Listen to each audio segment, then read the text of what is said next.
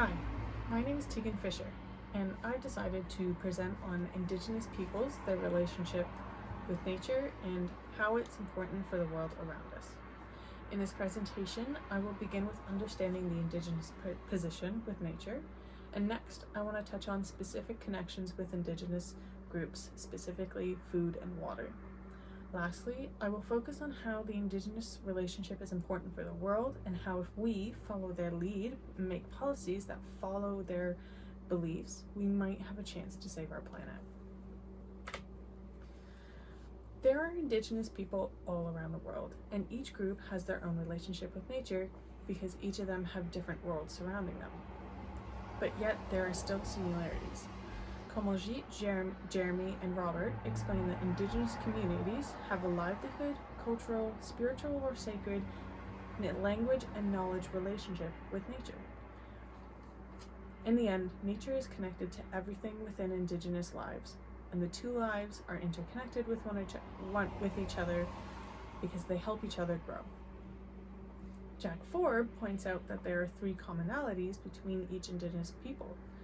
The first being that the creation of the universe is usually a form of thought or mental practice.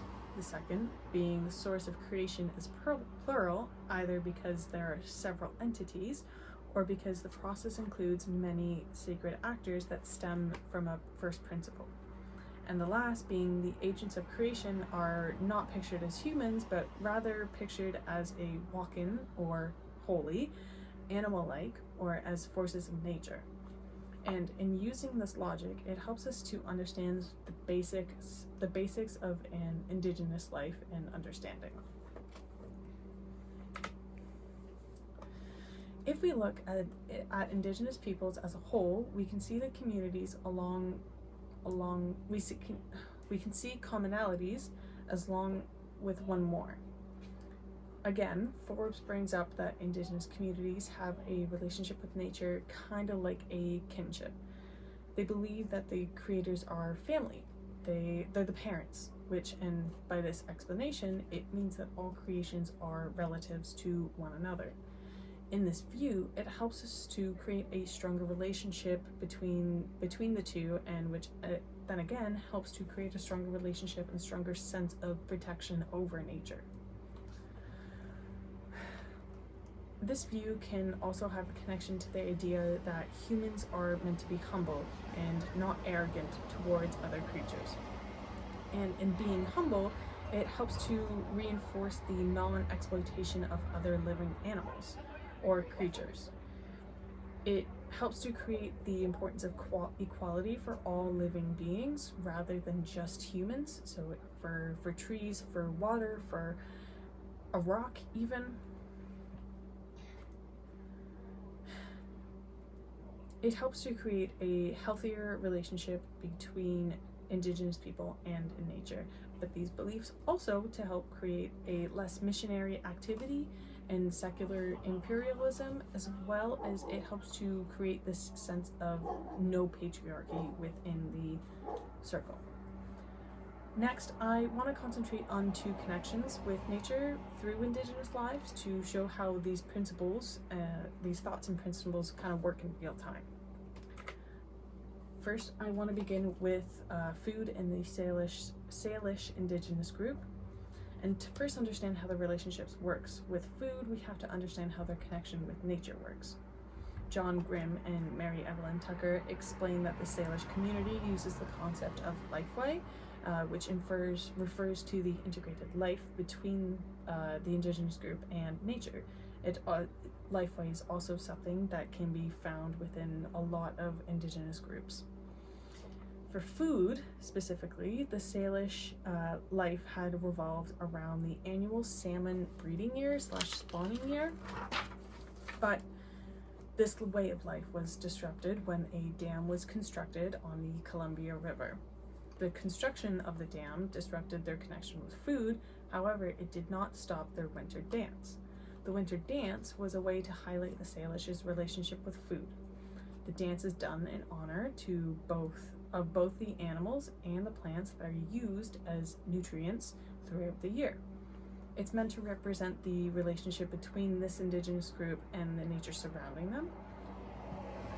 The winter dance is done in order to help the plants grow more abundantly, which in turn helps the animals become healthier and fatter, and in the end, it helps humans who will need to eat this type of food throughout the year. But the indigenous group doesn't just leave this alone. They don't leave it at that. They appreciate and take care of the land around them. They understand that they wouldn't survive without the plants or animals.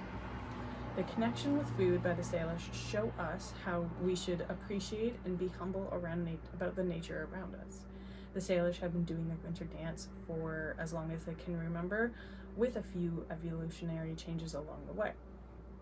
Even when the group faced major changes like the dam, they never stopped performing this winter dance. The responsibility that the Salish have for the environment around them has not changed. The Salish realize how much that their environment and their nature provides for them, and so in turn they provide for it. They take care and nurture the world around them without diminishing its resources. The dance, according to Grimm and Tucker, form a cultural core value within the religious ecology. And next, after food, I want to talk about how the Anishinaabe have a connection with water. It's common knowledge that all humans need water to survive. The Anishinaabe indigenous group have a deeper connection than just survival, though. Right now, the Anishinaabe people are fighting for the recognition that water in Canada has been traumatized and needs to be helped. The Anishinaabe, according to Deborah McGregor's article, is a sentient being connecting to the indigenous view that everything in nature is living and it has experiences. To the Anishinaabe people, water is something that transcends time and space. This means that the water that present generations are currently interacting with is the same water that their ancestors were interacting with, along with it's going to be the same water that their future generations interact with. However, just like the indigenous people of Canada, the water has been traumatized due to what's happened with it.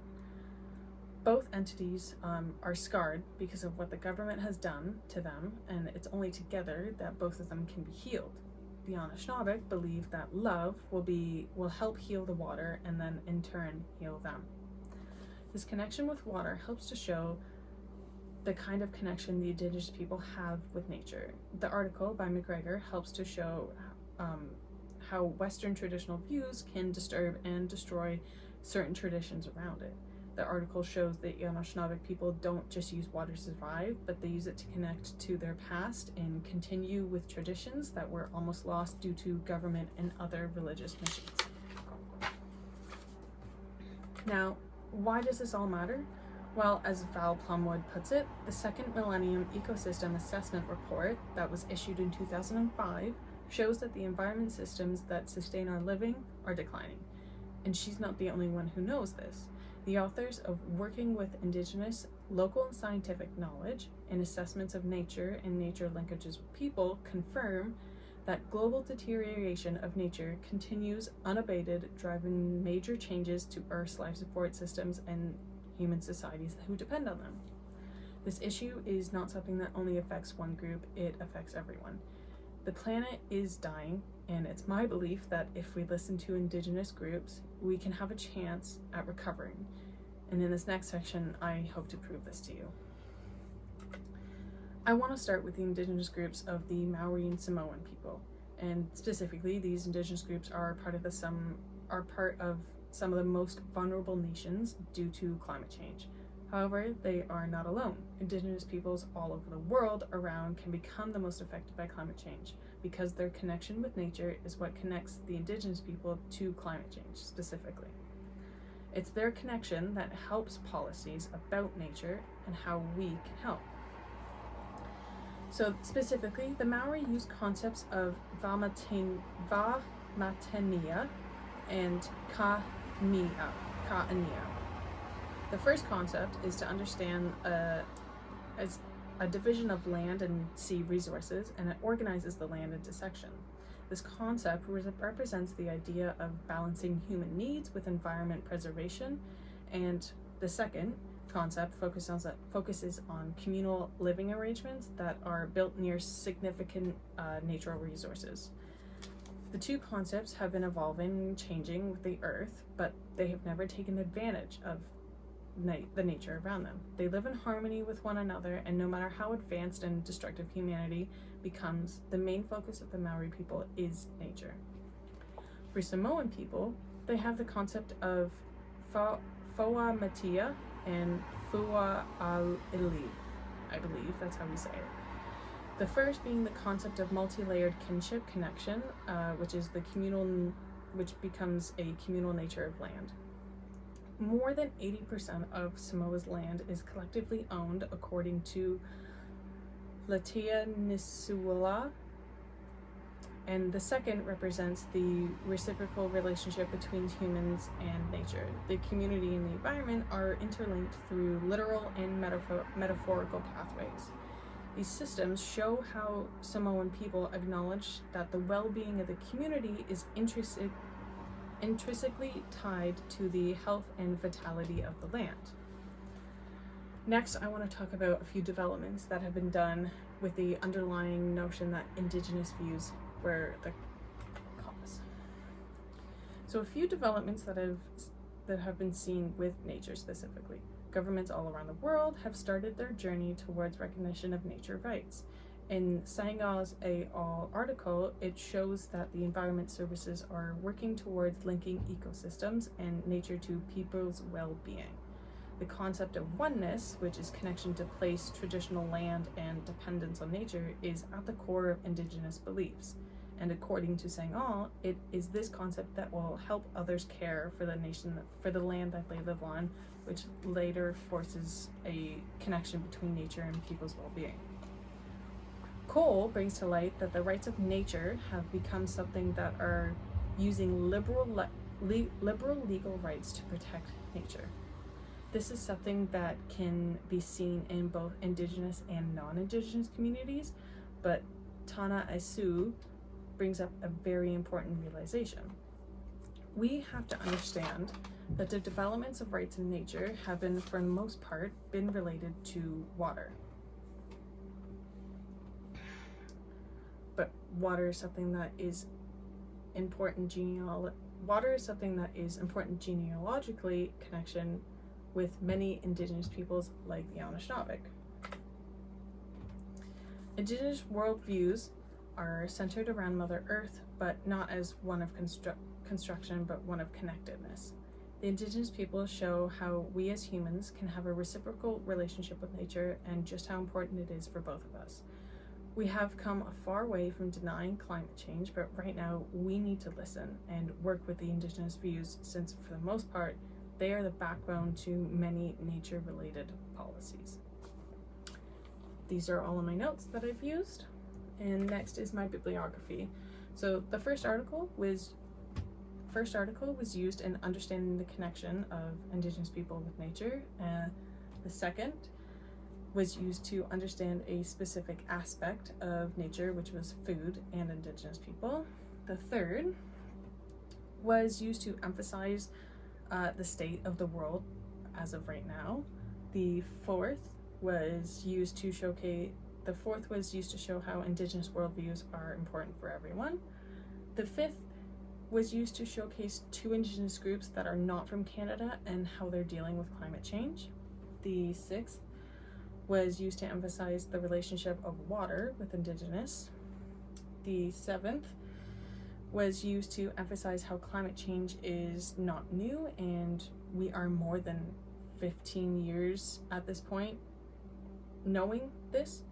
The eighth was used to understand how the Indigenous position with nature alongside the first article. The ninth was used to showcase how Indigenous views should be followed when making policies about the environment. And then lastly, the 10th was used to show how Indigenous views are already at the core to most nature-related developments. As well, all images were used from stock images, so I didn't have to create a bibliography for those.